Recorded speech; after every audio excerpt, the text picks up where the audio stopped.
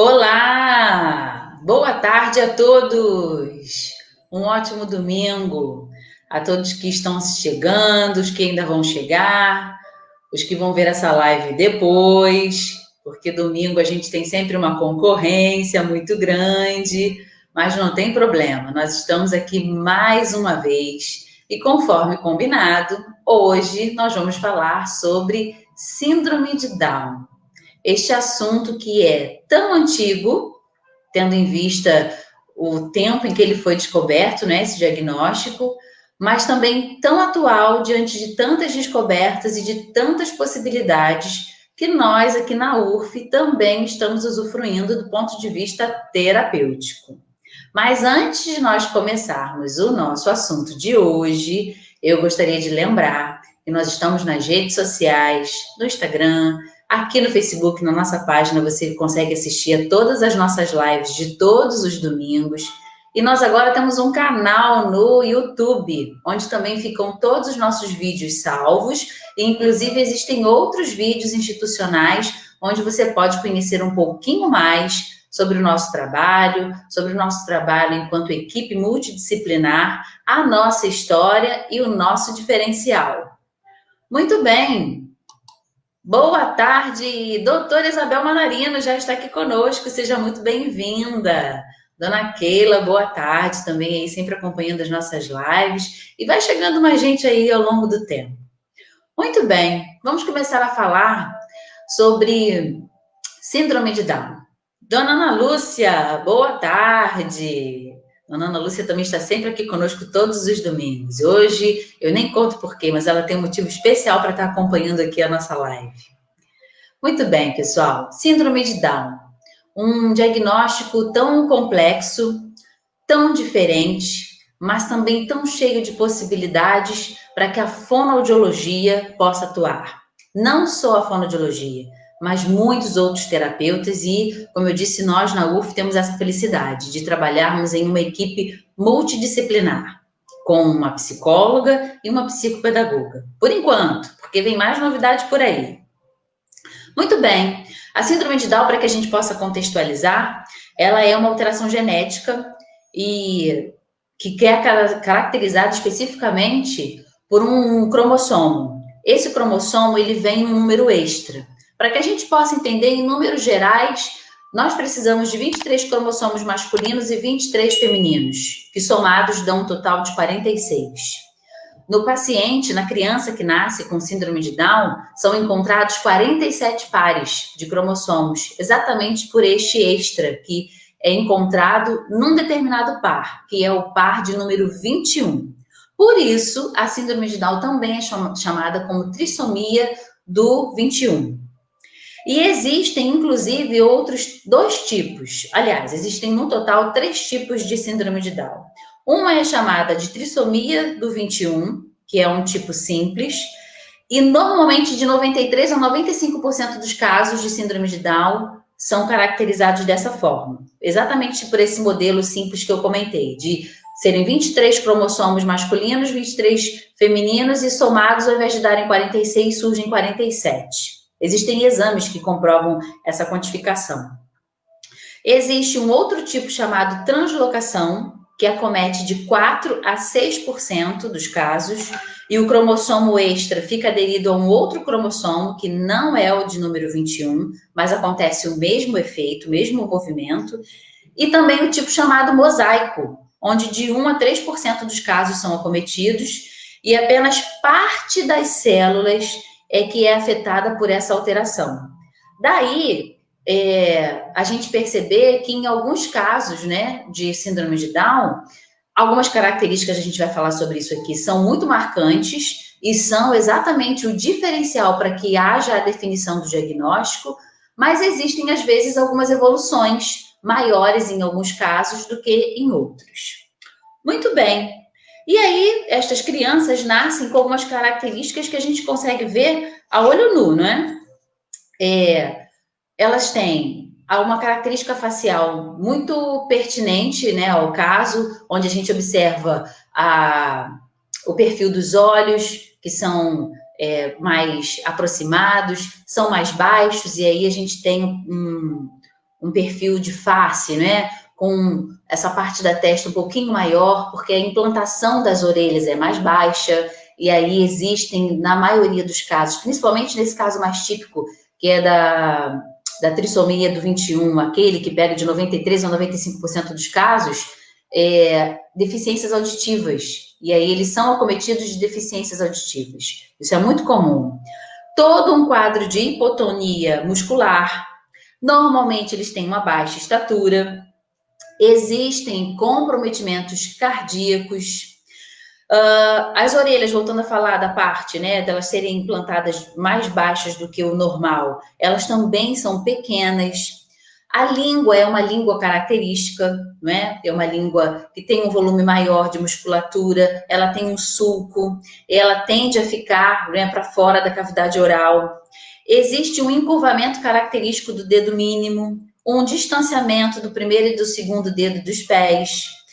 Normalmente eles apresentam uma prega única na palma das mãos. Então são características que no período embrionário, né, inclusive existe o exame de translucência nucal, que pode detectar num determinado período da gestação se há um risco desta criança nascer com esta síndrome, que é a síndrome de Down. E aí estas características elas são pertinentes e são provocadas exatamente porque essa alteração cromossomial, essa alteração genética traz no seu conjunto essas características. Muito bem, estas crianças crescem com um desenvolvimento cerebral normalmente mais lentificado do que uma criança que não tem a síndrome, e aí deficiente. Às vezes apresentam quadros de microcefalia, ou seja, pelo crescimento corporal, o crescimento cerebral dela também fica comprometido, e aí por conta disso o cérebro também fica comprometido. E aí há um decréscimo, assim, uma característica marcante até, em alguns casos, o peso natural do que a gente considera como massa cefálica. O peso do cérebro ele é diferenciado nesses casos. E aí vem todo um conjunto de alterações e de deficiências que a gente pode chamar assim, já que se trata de uma síndrome, no âmbito mental, cognitivo, visual, auditivo, não é? Deixa eu dar boa tarde aqui, vou interromper só um minuto para dar boa tarde para minha amiga Leonor, que está representando a equipe Ensina Mais da Turma da Mônica aqui na freguesia. Isso aí, junto aqui também para aprender e cuidar. Muito bem. Andréa Rafael, boa tarde. Dona Elazir, que prazer tê-la aqui conosco. Seja muito bem-vinda. É a mãe de uma paciente nossa. Muito bem. Boa tarde a todos os que estão chegando aí agora. Sejam todos muito bem-vindos. Muito bem. Tratando de todas essas características, quando a gente estava durante a semana pensando na chamada para essa live, o nosso assistente lá da AFS Produções começou a me instigar, dizendo assim, você precisa fazer uma chamada que seja intrigante, que instigue a curiosidade, e aí tem que ter alguma coisa quantitativa. E aí eu fui enumerar e cheguei à conclusão de que nós temos 10 áreas dentro de todas essas alterações, dentro de todas essas deficiências que a gente consegue identificar num quadro de síndrome de Down, para que a gente possa trabalhar na fonoaudiologia, com a psicopedagogia, com a psicologia e assim por diante. Então, falei para ele, tá aí, já tem a chamada que você precisa. As 10 áreas de atuação de uma equipe multidisciplinar nos casos de síndrome de Down. E aí ele ficou todo satisfeito. Falou, agora sim, gostei. Por isso que a chamada da nossa live foi dessa forma. E aí, para que a gente possa falar um pouco sobre todo esse trabalho, né? Como a gente lida com todos os nossos pacientes com síndrome de Down, eu gostaria de convidar uma das nossas componentes da nossa equipe, a doutora Isabela, que veio compor a equipe assim de uma forma muito feliz, porque eu, particularmente, quem me conhece sabe que a minha especialidade na fonoaudiologia é a área de voz, é um trabalho totalmente diferenciado do que a gente costuma ver na terapia, no dia a dia, mas é um trabalho também terapêutico, óbvio. E quando a doutora Isabela chegou, uma das coisas mais marcantes na entrevista que eu fiz com ela foi de que ela tinha uma experiência com pacientes com síndrome de Down, nós tínhamos pacientes com síndrome de Down já na clínica, era um desafio para nós, e aí ela trouxe essa experiência, esse histórico, e uma fala dela que eu não esqueço, que ela falou assim, tem paciente com síndrome de Down? Adoro trabalhar com Down, amo trabalhar os pacientes com síndrome de Down. E naquela época, que não é há muito tempo atrás, uma época agora bem recente, nós tínhamos adultos, tínhamos crianças para avaliar, bebês recém-nascidos, e tínhamos também jovens. E hoje nós temos, como eu disse no domingo passado, até que foi o que motivou nós falarmos sobre esse assunto hoje, uma parcela considerável de pacientes que tem esse diagnóstico e que tem nos feito aprender muito e ficarmos felizes com os resultados e com o que a gente tem alcançado. Então, é com muito prazer que eu vou chamar a doutora Isabela, mas antes de eu chamá-la, deixa eu falar aqui das competências dela. Ela é fonoaudióloga já há 20 anos, é pós-graduada em fonoaudiologia hospitalar, capacitada em aba e bandagem elástica. Nós vamos conversar um pouquinho sobre isso hoje. Trabalha com linguagem, motricidade orofacial, com pacientes com síndrome de Down e dificuldades de aprendizagem e autismo. Vem para cá, doutora Isabela Daer. Boa tarde, seja muito bem-vinda. Olá, boa tarde, obrigada. Obrigada pelo convite. Olha, tem muita gente assistindo a gente, hein? Você viu que a responsabilidade? Dona Elazir tá na área, hein? Pois é, beijinho. Nazaré Gonçalves, Eugênia Nonata, Juraci Oliveira, são figuras novas por aqui. Sejam todas muito bem-vindas. E, pessoal, se quiserem fazer alguma pergunta, estejam à vontade. A gente está aqui para responder, para esclarecer, para nós trocarmos informações. Doutora Isabela, vamos começar o nosso bate-papo? Tirando, né, tirando uma dúvida, matando uma curiosidade nossa. Há quantos anos que você já trabalha com pacientes com síndrome de Down? Olha, eu sou formada, né, como você já falou, há 20 anos, tá? Já está indo para 21. E fiz estágio, né? Sempre fiz, assim que eu me formei, eu fiz logo o estágio com Down, mas não cheguei a trabalhar logo, né, em seguida. Eu acredito, Cida, que uns 15 anos já devo estar trabalhando com Down, deve ter uns 15 anos. Foi logo. Logo depois de formada, foi logo. E me apaixonei, né, de imediato. É bastante tempo, né? Bastante tempo. Dá para colecionar desafios, momentos marcantes. Dá né? sim, muito. Bastante, graças a Deus, que é muito bom trabalhar com Down. Quem trabalha sabe. E conta pra gente, assim, desses 15 anos, assim, o que mais você diria que te fascina nesse trabalho? Olha, Cida, eu acho que é ver a evolução desses pacientes, sabe? Porque eles têm tanta coisa para mostrar pra gente, eles têm tanto desenvolvimento, né? Que, assim, muitos até familiares, não, por serem leigos, né, principalmente quando o Down é pequenininho ainda, não sabe do tanto que o potencial eles têm. Então, quando começa a fazer uma terapia, principalmente com a multidisciplinar, nossa, os frutos que a gente colhe é rápido mesmo. É muito bom ver aquele Down que você acompanhou desde pequenininho, chegar na alfabetização, né? Porque o tratamento com Down, a gente sabe, né? Para quem não sabe, não é uma coisa rápida, né? A gente tem que dar continuidade por muito tempo. Então, a gente vê aquele pequenininho que você acompanha, chegar na alfabetização, eu acho que assim, é o mais marcante. Eu já presenciei, de acompanhar desde novinho até chegar na alfabetização, começar a ler, a escrever. Nossa, é muito legal, é muito bom. Eu acho que é isso o que mais marca, ver que o seu trabalho é diferencial nesse momento. Foi muito bom você ter tocado nesse assunto, que me fez lembrar de 2 bebês que nós avaliamos lá na clínica e que as mães ficaram muito surpresas. Na verdade, elas estavam tendo alguma dificuldade. Uma, a gente ainda pegou na fase da amamentação só, né? Amamentação exclusiva. E uma outra já estava fazendo a transição, né? Não estava utilizando só o leite materno, a criança estava começando a mastigar, né? As papinhas. E aí, assim, foi muito interessante as duas terem tido essa surpresa de ouvir a gente orientando e falando, né, sobre o que seria a vida delas dali para frente, né? Sim. No tocante a exatamente assim, todo esse acompanhamento, que seria muito bom que elas tivessem, né? Ou pelo menos alguma orientação, assim, que sempre tivesse por perto um terapeuta que pudesse auxiliá-los. No restante, né, da integração com os outros alimentos, porque aí a gente ia poder acompanhar todo o crescimento, né, e desenvolvimento da musculatura facial, dos ossos, por conta de tudo que eu enumerei aqui no início, né? O crescimento facial é diferenciado, e por conta disso a musculatura tem uma hipotonia, né?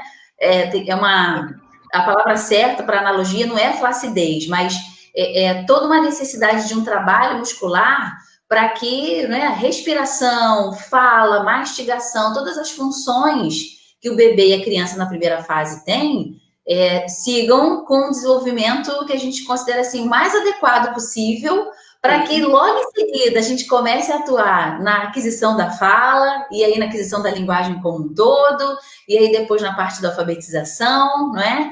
E aí, se essa criança tem comprometimento auditivo, ninguém mais do que o fonoaudiólogo vai ser necessário para poder trabalhar a questão auditiva e a protetização e a adaptação com a prótese e toda essa habilidade com os pais em casa de comunicação, né? Já que há essa perda auditiva, e aí uma melhora da voz, e depois a linguagem, né? A gente que pode falar com orgulho que a gente tem pacientes já jovens que estudam, que fazem parte de grupos de teatro, que cantam, que dançam, não é? Que fazem faculdade, olha que maravilha, não é? É isso aí. Então, por todas essas características, embora a doutora Isabel, que trabalha conosco, a doutora Isabel Manarino, ela já fez um comentário agora recente, há pouco tempo, ela falou, eu fico muito chateada com o profissional, seja ele de qual área for, mas que só conta as felicidades, né?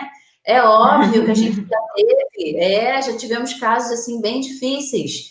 Eu me lembro de uma paciente que eu atendi com síndrome de Down e que tinha um potencial, assim, uma vontade de aprender, mas a frequência dela na terapia ficava prejudicada porque ela tinha um problema cardíaco que ocasionou um problema respiratório também sério. E aí ela não conseguia, a gente não conseguia manter aquela frequência, porque por muitas vezes ela precisava ficar internada, ela teve que retornar por conta das cirurgias cardíacas, e olha que ela já era jovem, né? Então, é um caso assim que tinha um super potencial, um prognóstico boníssimo do ponto de vista de vontade dos pais e de dedicação e a própria vontade dela, mas o quadro clínico, não é, que tinha justificativas por conta do diagnóstico de síndrome de Down, atrapalhava muito a frequência e por causa disso a gente também não conseguiu ir muito à frente, não é? Mas olha quantas possibilidades a gente fala desde a vida, né, do bebê de colo amamentando até a vida adulta, não é? Então, poder de fato ter esse histórico, acompanhar casos assim, deve ser realmente muito gratificante, muito marcante. Muito, demais. Da mãe ligar, de você acompanhar e frequentar festinha da criança, né? E acompanhando toda aquela etapa, né? É gratificante, muito. Muito bom. E aí, conta pra gente então da sua experiência, assim, que faixas de idade que você já atuou? Eu contei um pouquinho lá da UF, até um pouco antes de você chegar, né? Mas contei um pouquinho agora do seu momento atual. Olha, vou falar de hoje em dia. Assim, eu tive bebê já com 25 dias, a minha mascote foi com 25 dias, e a mais velha com 35 anos. Uau, olha só. Do 8 a 80, né? 2 marcos, né? Muito bom. 2 marcos, isso aí, totalmente diferentes, né? E tem os intermediários, né? Muito bom. Sabe quem está online com a gente também? Doutora Thaís da Vico, a psicopedagoga. Doutora Thaís, escreve um comentário aí interessante sobre a experiência que você já teve na área da aprendizagem. Quando ela estava recém-chegada lá na clínica, foram 2 casos para ela, que eu falei, olha, você vai pegar esses casos aqui, e eram pacientes com síndrome de Down para ela trabalhar as habilidades de aprendizagem. Imagina, escreve aí, doutora Thaís, para a gente um pouquinho.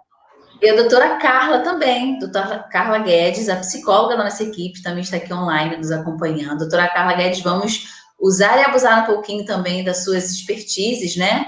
Em relação à abordagem super bem-vinda que ela faz do acompanhamento da família, né? Como é bom a gente poder ter esse retorno, né, das estratégias que são necessárias, né, doutora Isabela? Acho que a gente tem aí tido, assim, casos felizes de acompanhamento.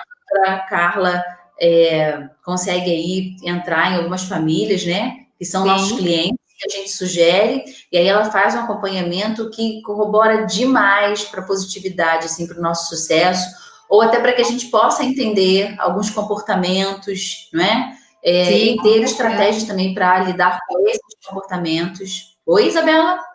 Não, falando, com certeza, isso é equipe, né? A gente necessita dessa abordagem da equipe multidisciplinar. Tem. A doutora Isabel complementou aqui dizendo, ó, síndrome de Down precisa de intervenção desde o início da amamentação. Eu já disse aqui, né, e vou repetir, que a doutora Isabel é a responsável pela mudança de paradigma em mim. Eu, até bem pouco tempo atrás, ficava muito receosa em atender crianças antes dos 4 anos, mas isso mudou completamente. Como eu vejo hoje a importância de nós intervirmos o quanto mais cedo, e o sucesso que a gente garante, né, para essas famílias, para esses pais e principalmente para esses bebês, né, intervindo o mais precocemente possível. Sim. Muito bem. E conta para a gente então, doutora Isabela, que novidades a gente tem agora, né, no ramo da fonoaudiologia. A fonoaudiologia, a gente, tem crescido demais, demais. Eu confesso que eu já perdi as contas das especialidades, se eu não me engano, são 14.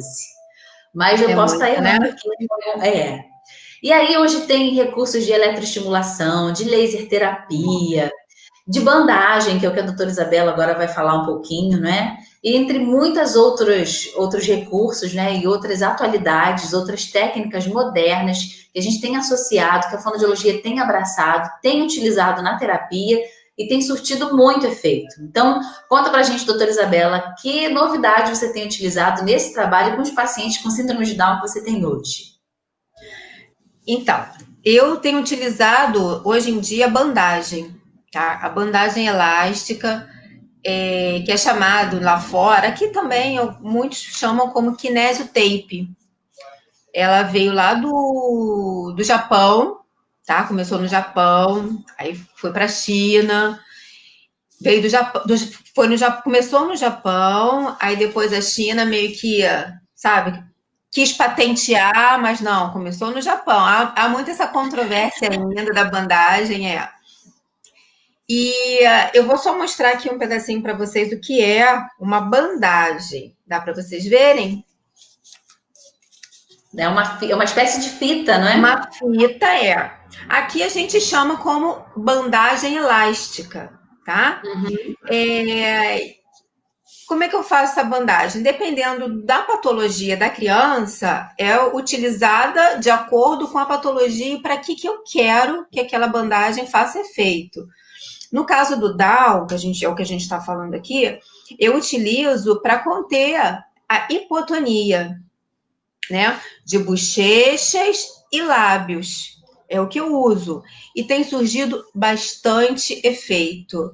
E não é a longo prazo, não, tá, gente? É a curto prazo. É uma técnica muito boa, que a gente cola, mas não é só chegar e colar. Tem todo um estudo.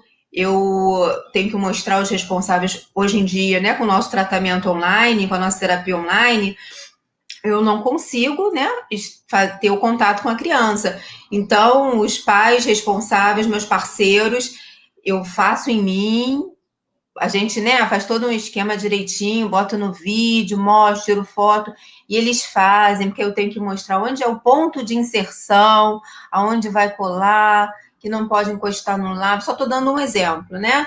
Não pode encostar no lábio, nem na comissura, tem todo o jeito correto da onde vem a pressão, da onde sai a pressão, para poder fazer efeito. Se chegar uma bandagem, cortar e colar, não vai fazer efeito nenhum. Tem que saber a técnica para poder aplicar. Então... Porque ela... Deixa eu só te interromper um instantinho. Porque ela vai atuar, para quem, né, é leigo e está nos ouvindo, é porque a bandagem vai atuar na musculatura, não é isso? Isabela. Musculatura. O resultado e a atuação é direta na musculatura, mas na verdade é um estímulo neurológico que está sendo dado, né? Um estímulo Sim, nervoso. neurológico. Por isso é importante total. só fazer isso, gente, com orientação, porque existem pontos, né, de onde o músculo sai, para onde ele vai, e o direcionamento da fibra, tudo isso precisa ser levado em consideração para que você aplique essa técnica de forma correta. Sim, não é? Com certeza. E é simples, né, de ser aplicado, né, a gente ensinando aos responsáveis, alguns estão fazendo, assim, perfeitamente, e o resultado é muito satisfatório, e uma bandagem dessa pode ficar na criança, né, no paciente, até 7 dias, pode molhar, pode comer. Os exercícios, o ideal é fazer com a bandagem, sabe? A gente faz todo um testezinho antes para saber se não vai dar alergia no paciente, mas isso também a gente pode fazer uma live só disso, né? Um outro dia, né? Sim. Não, e olha que interessante, gente, para que todos possam acompanhar o nosso raciocínio, né? O assunto é síndrome de Down. Então, a gente está falando de uma técnica que vai agir diretamente na musculatura e que vai trazer resultado para a boca e, consequentemente, para a língua em repouso, para a musculatura que se utiliza para falar, ou seja, para se comunicar. Então, é um trabalho, né, que vai puxando o outro, e na verdade está tudo junto, porque a gente vai falar, a gente vai se comunicar, a gente vai corrigir a linguagem, a gente vai estimular e vai orientar a família. Então, a gente Postura tem... de língua. Sim, sim. Postura de língua. E é uma característica das mais marcantes, né? No paciente com síndrome de Down. A doutora Carla, Isabela, está fazendo uma pergunta aqui. Ela queria que você fizesse uma pontuação a respeito da sexualidade no paciente com síndrome de Down. Se você percebe na sua prática que esse ponto em específico ainda é um tema difícil para o paciente, para os pais, até mesmo para o profissional, né? Porque a gente sabe que não só na síndrome de Down, mas em outros diagnósticos, existem até em determinada fase da vida, né? Onde eles passam normalmente por aquelas mutações endócrinas e a questão dos hormônios. Então, isso fica muito exacerbado, muito latente, não é? Então, a doutora Carla está pedindo para você fazer uma pontuação, porque é a área de trabalho dela como psicóloga da equipe. Fala um pouquinho sobre o que você observa. Ainda é um tema difícil para tratar com os pais? Essa prática mesmo só acontece, isso é latente? Fala um pouquinho. Acontece.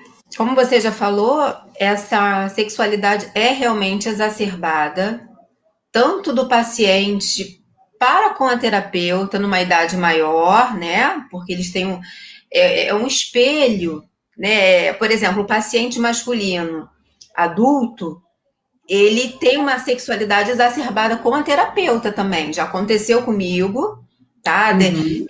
Do paciente mandar fazer coração, né? Falar que amava, porque mas você já falou, é por causa dos remédios que eles tomam.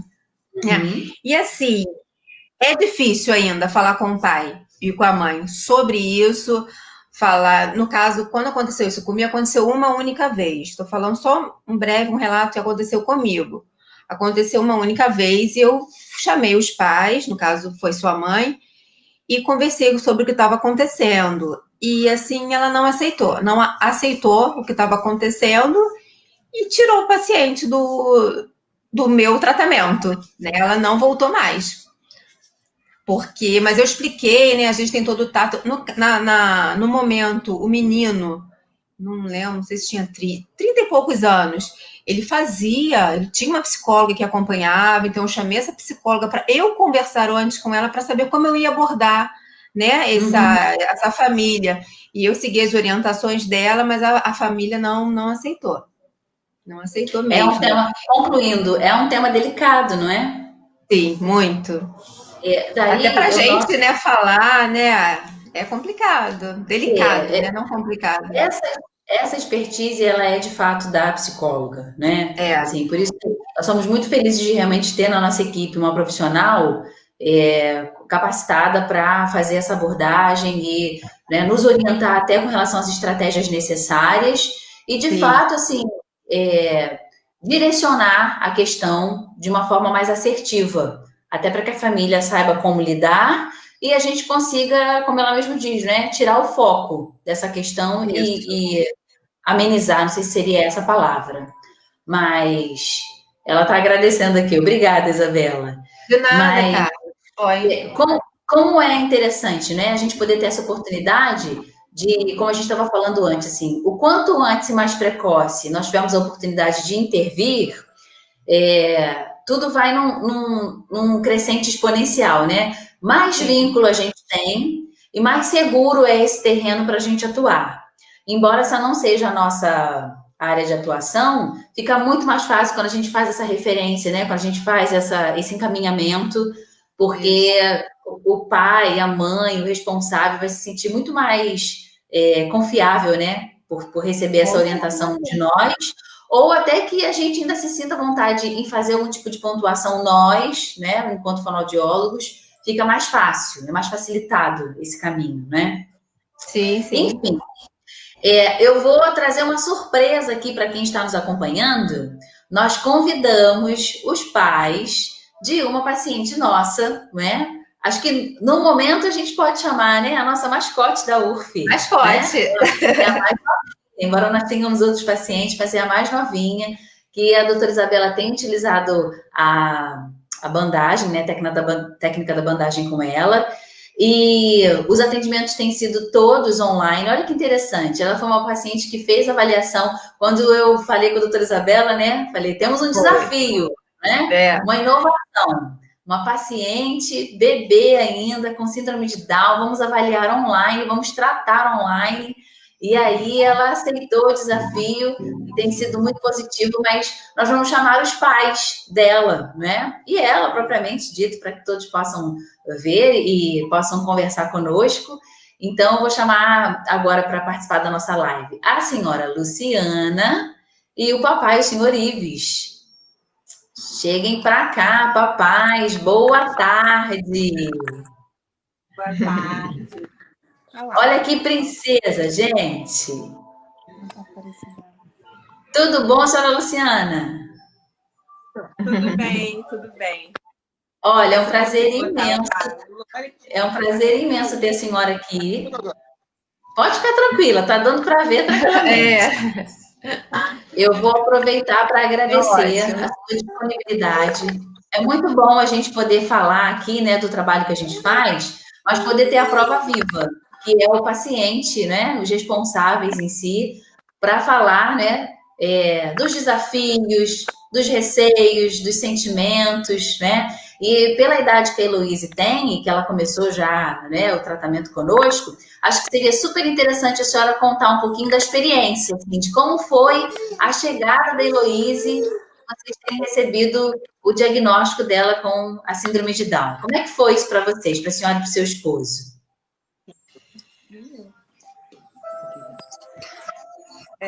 A Heloíse, eu tive uma gravidez super tranquila.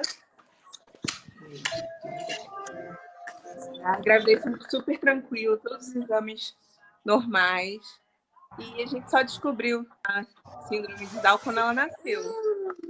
A pediatra falou com meu esposo e depois eu tive que ir para o centro cirúrgico, demorei um pouco de voltar para o quarto. Quando eu voltei para o quarto, meu esposo me contou que ela tinha síndrome de Down. No começo foi aquele susto, assim, uma surpresa. A gente, hoje em dia até sei que é comum acontecer todos os exames. Não, assim, até o peso que ela nasceu foi um peso bom, né? Ela não nasceu pequena, não tinha nenhum indicativo. Hoje em dia eu sei que isso é comum, né? Que muitos descobrem no nascimento, mas eu não sabia disso antes. Eu acho talvez por isso que a surpresa tenha sido bem grande. Depois do susto, acho que o susto maior é a questão de fazer exame no coração, porque pode ter cardiopatia, faz vários outros exames sempre assim, porque pode ter uma complicação no intestino, pode ter uma complicação no cérebro, como a senhora explicou no início, Ana Aparecida, o cérebro poderia ser menor, tudo. E assim, depois que passa toda essa fase dos exames e que você descobre né, no caso da Heloísa, que está tudo bem, né? Ela chegou a ter uma cardiopatia leve com 6 meses, né? Fechou e ficou tudo normal.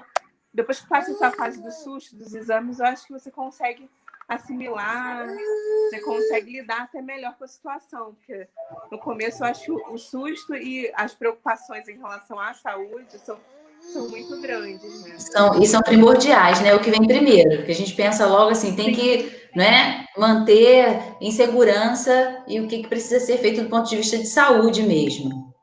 Sim. Sim, exatamente. A Heloísa começou a fazer fisioterapia, não tinha nem um mês. Né? Mas, assim, foi a primeira terapia que ela começou. A fono, ela começou a fazer já com uns 4 meses. E está fazendo atualmente também terapia ocupacional. Muito ela interessante. ficou na pandemia sem fazer fono. Aí foi quando eu vi que a doutora Isabela era especialista em síndrome de Down. Eu falei, poxa, deixa eu ver, né, se de repente a gente consegue começar com teleatendimento para não ter que esperar toda essa pandemia para poder, né, voltar. E, graças a Deus tem sido ótimo, né? A doutora Isabela Então, pode falar melhor, mas assim, eu acho que a Heloísa tem respondido bem. Eu consigo ver já uma evolução na postura lingual e até na questão da fala, assim, né? Aos poucos eu sinto isso. Não sei o que a doutora Isabela, de repente, tem para dizer assim, sobre a Heloísa. Tá, Heloísa é só evolução. Cada dia é uma novidade, né? Novidade positiva, né? Que eles vão me contando, né? E a gente vai desenvolvendo técnicas, né, de trabalhar, né? E eles são, mas é aquilo que a gente falou antes, eles são pais super participativos, né? Topam, falei, topa isso, vamos fazer isso, eles topam tudo para o desenvolvimento dela. E isso faz toda a diferença, né? Pois é. Diferença. Então, senhoritas, eu vou abusar um pouquinho da sua presença aí e vou pedir para o senhor falar, porque para nós é super comum a gente ter a presença da mãe, né? Mas eu queria que o senhor falasse como pai, como foi para o senhor ter recebido a notícia, né? E aí, dentro da sua cabecinha, assim, como pai, as preocupações, a necessidade, quando a médica disse a necessidade das terapias e do acompanhamento, como foi para o senhor, particularmente, ter lidado com essa realidade? Eu estou perguntando isso para o senhor porque a gente nota que um impasse maior que existe até que nós sejamos de fato procurados para ter atendimento, né? É essa clareza, né? E até mesmo assim esse lidar com esse novo, né? Porque é um universo novo, de algo inesperado, e aí é onde a gente percebe que às vezes os pais ficam ali um pouco paralisados até que de fato algo aconteça que os impulsione para buscar a terapia. E acho super interessante a gente não perder essa oportunidade do senhor como pai falar um pouco para nós da sua experiência. Então, quando eu soube na enfermaria. Minha esposa, ela passou por uma situação difícil na hora do nascimento. A menina estava com 2 circulares do cordão de cordão e não foi fácil o parto. Foi um parto natural, normal, e não foi fácil. E ela teve que ir para o centro cirúrgico. Mas ela, logo na enfermaria, a pediatra que estava acompanhando veio e falou, deu a notícia e fazia questão de falar para minha esposa também. Não, você tem que contar para ela logo. E assim que ela veio e pôde receber a notícia, eu falei para ela. Ela disse que tomou um susto quando eu falei, que eu cheguei e falei, olha, tem uma coisa para te contar. Aí ela falou, Imagina. tem coisa errada com a minha filha. Eu falei, não tem nada de errado. Mas ela é Down, ela tem síndrome de Down. E aí ela, pelo menos que tenha saúde, né? E ela nasceu com um probleminha no coração, que é o CA e o FOP. Aí um fechou com 3 meses, e aí antes de 6 meses o outro fechou. E ela tranquila com relação ao coração. E graças a Deus. Todos os exames a gente tem feito com ela, e ela está bem, assim, de saúde, não tem nada, nenhuma complicação, nada. E realmente, a gente, quando recebe a notícia, não tem ideia do que vai fazer, né? Você tem aquilo lá, eu escutei falar que é assim, assado, mas a gente vai, no primeiro momento, quem atende a gente é a pediatra, né? E a gente procura recursos com a pediatra para ver quais orientações que ela dá. E aí veio fisioterapia motora, fonoaudiologia, TO agora, a gente começou TO, e a gente, assim, cada dia é uma novidade, né? E a gente acompanhando a evolução dela. E graças a Deus ela tem evoluído bem. E uma conquista, né? Sim, sim. Isso aí. E uma alegria, né? Porque ela não para, que ela tá agarrando a mãe. Muito bom. Muito bom. Senhora Luciana. Pois. Está interagindo ela lá com a tela, ó. Faz parte dessa geração, ela, de interação com as telas. Foi super interessante a senhora ter falado, né, sobre ter ousado, quando fui falando sobre o atendimento online, até numa situação como essa, onde normalmente, né, não haveria até muito mais motivo para não se ousar a esse ponto, né? Porque a gente tem alguns pais de pacientes nossos que por questões, né, mais leves, outras situações mais simples até, mais rápidas de resolver, que não é o caso da Heloíse, com a síndrome de Down, mas que ficaram e que ainda estão super receosos na questão do atendimento online, né? Então, acho que fica aqui para nós esse registro no dia de hoje, assim, do quanto é possível, não é? E a participação de vocês como pais é o ponto principal.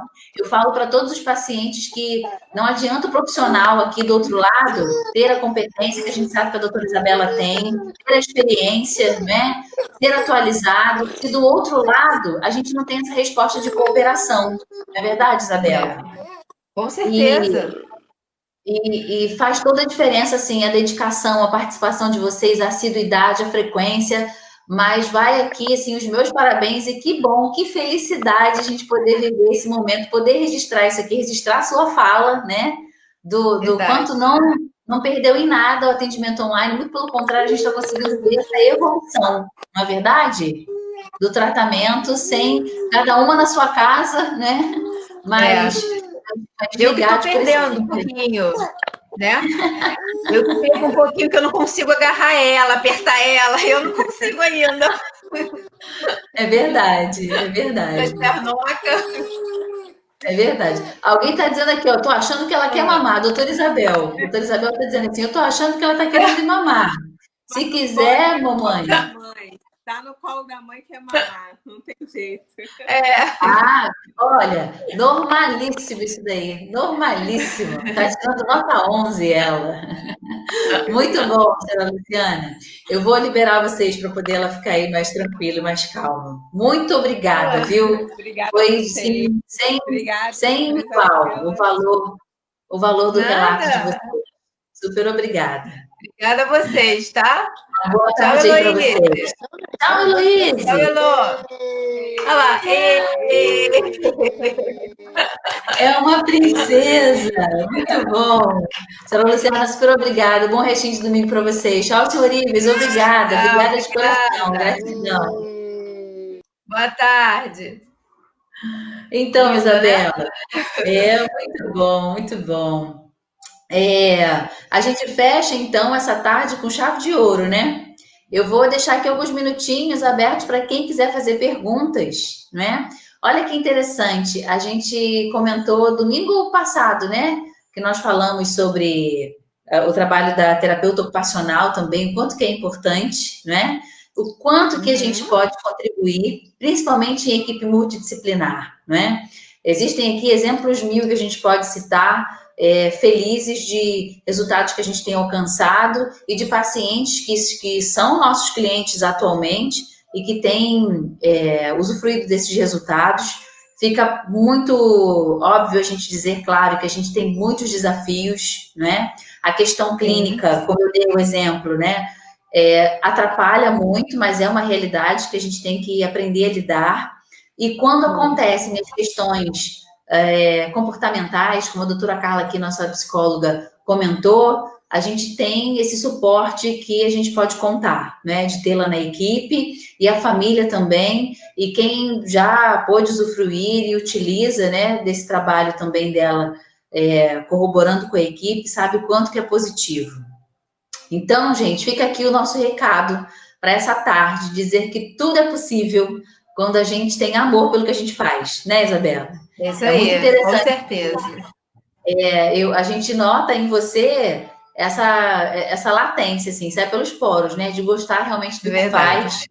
E nós somos muito felizes na UF, porque temos realmente profissionais, para além de competentes, que amam o que fazem e que têm realmente o que fazem como missão. E aí eu estendo isso para todas, sem exceção, até para quem já passou por lá também, graças a Deus, deixou esse rastro assim, de eu faço algo que eu gosto, que eu amo, então isso é muita felicidade, a gente tem muito que agradecer, né, por essa oportunidade que a vida nos dá de conhecer profissionais e de a gente poder dividir partes, né, dessa nossa grande colcha que é a vida, né, esses pedacinhos juntos, sofrendo desses resultados.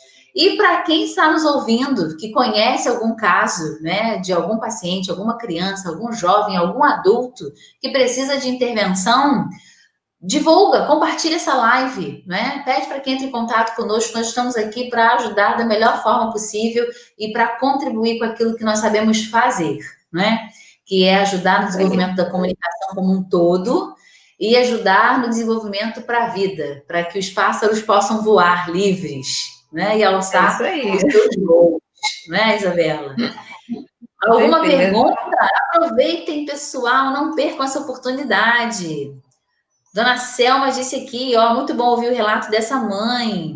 E tem elogios aqui para Heloíse, muitos, ó, linda, graça. Alguém que falou. A doutora Carla está fazendo aqui, ó. A bandagem estimula a área psicomotora, além da fala? Ela também pode ser utilizada, em parte do corpo, né? É responsável pelo movimento do corpo. Sim, mas aí tem a ética, né? Na nossa ética diz que a fisioterapia trabalha do pescoço para baixo e a fonoaudiologia do pescoço para cima.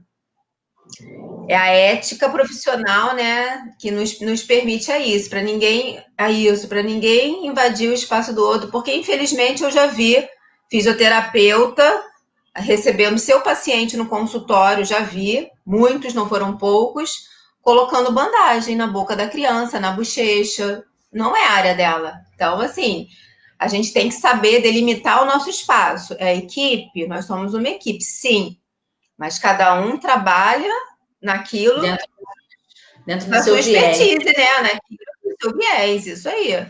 Isso acontece, mas trabalha sim. A senhora Selma Vargas está perguntando aqui que faixa etária é atendida na URF. Então, senhora Selma, nós atendemos a todas as idades, desde o bebê recém-nascido, nós realizamos o teste da linguinha, que é uma ótima oportunidade para nós atuarmos, né, já intervindo precocemente nessas crianças até a terceira idade. Não tem limite de idade, não. Precisou de terapia, pode falar conosco. A doutora Carla está agradecendo. Muito bom. Muito bom. Gente, foi um prazer enorme poder estar aqui. Deixa eu dar um dado importante. Olha que interessante, o último censo realizado aqui no Brasil pelo IBGE somou mais de 300 mil brasileiros diagnosticados com síndrome de Down. É muita gente, não é? Muita gente. E um outro dado também importante, uma curiosidade, né, até que eu vi aqui e não falei, é que existe estudos recentes dizem que há uma importante relação entre a síndrome de Down, né, o diagnóstico da síndrome de Down e a idade materna. É isso que eu ia te falar agora. É a idade materna. Para mãe, eles têm até um comparativo aqui. Para mães até 20 anos de idade, a proporção é de um caso a cada 1.600. E dos 35 anos em diante, esse número reduz bastante, ou melhor, né? As chances aumentam, é de 1 a cada 370. Então, sai de uma faixa de a cada 1.600 para cada 370. E aí, por diante, né? Quanto mais velha a mãe, existe, ou melhor, mais idade, né? Mais velha não, mais velha ficou feio. Quanto mais idade a mãe tiver, a maior o risco, né? Mas é super importante a gente aqui, enquanto profissionais da área de saúde, ressaltarmos, né, o que todo profissional faz, que é falar da necessidade, da importância do pré-natal. O pré-natal, os exames pré-natais, e inclusive, né, para detecção não só da síndrome de Down, mas de outros comprometimentos, são super importantes e eles acontecem enquanto o bebê ainda está sendo gerado. Então, mamães, gestantes, não é? Você que pretende engravidar, não abra mão de ter o acompanhamento médico o quanto antes você souber que está grávida, para que você possa aí ter um bom acompanhamento e não ser pego de surpresa, né? Embora a gente saiba que existem casos que acontecem, né, que ainda assim, mas pelo menos você fez a sua parte, né? Façamos cada um a nossa, não é verdade? Então, Senhora Selma perguntou aqui nossos canais de comunicação, Senhora Selma. É só entrar em contato conosco aqui pelo Facebook ou nos números que foram colocados aí na linha para a senhora pelos nossos assistentes aqui de plantão. Gente, olha como a hora voou. Muito bom falar de síndrome de Down. Muito bom, passou rápido, viu? O tempo voa. Rapidinho, Qualquer dúvida, entre em contato conosco. Ó, doutora Thaís, sempre levantando a bandeira da intervenção precoce. Isso aí, doutora Thaís, o quanto mais cedo, mais chance de sucesso, não é? Vamos associar isso ao nosso lema também da UF, né? O melhor resultado no menor tempo possível, dentro do que for possível, né? Muito obrigada a todos. Deixa eu dar últimos informes. No próximo domingo é Dia dos Pais, né? Então, nós não vamos realizar lives no domingo que vem. Porém, logo depois, no outro domingo, marquem aí no calendário, no dia 16, nós vamos voltar a falar de autismo. Sabem por quê? A doutora Carla Guedes, nossa psicóloga, não conseguiu dar nem a terça parte da contribuição que ela pode dar, né, falando na abordagem com as famílias em casos em que há autismo.